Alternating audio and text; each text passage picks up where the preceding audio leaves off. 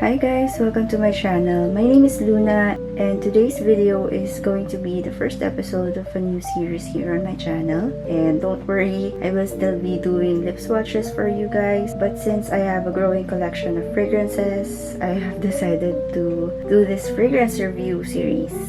And for the first episode, I'm going to talk about the body mist that trended on TikTok, which is the Victoria's Secret Velvet Petals.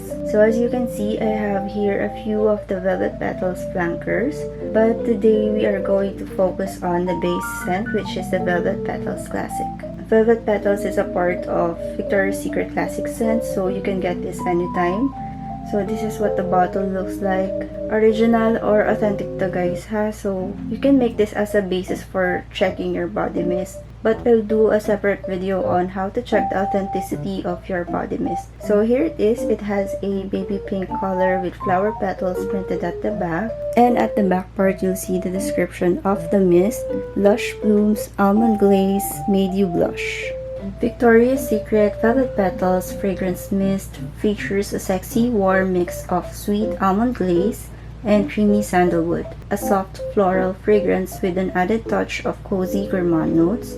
It has a top notes of sugared almond, starfruit, heart notes of coconut milk, blue lotus, apricot blossom, base notes of sandalwood, musk, and Madagascar vanilla, and was launched last 2017. To me, this is a sweet, creamy, light floral. Sobrang ganda ng scent na to guys. And I have been using this for a year already.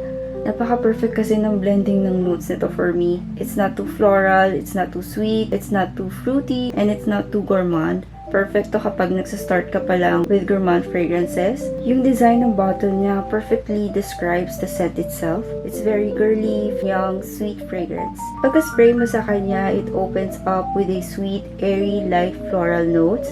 And then sa dry down, maaamoy mo na yung sweet, milky, creamy, almondy floral notes. Everything is perfectly balanced. Hindi siya masakit sa ilong. It's not too heavy, light lang siya. But since light scent lang siya, hindi masyadong ma-project yung fragrance niya. It's an intimate type of scent. Maaamoy lang siya kapag malapit sa'yo yung kausap mo.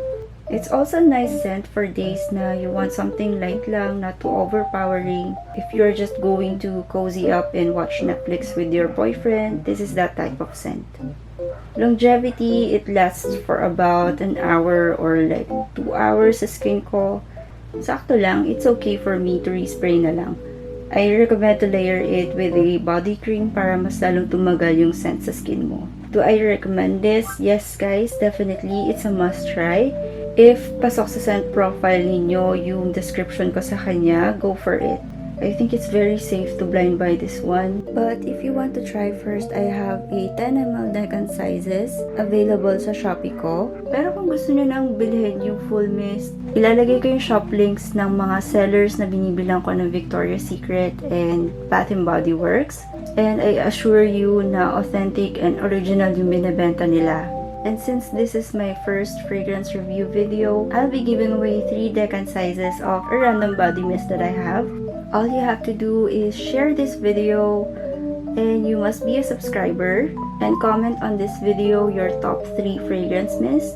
And again, you guys don't forget to share this. I'll be asking the winner to send a screenshot for your entry to be valid. Alright, that is it. I hope you enjoyed this. Don't forget to comment, like, and subscribe. Bye!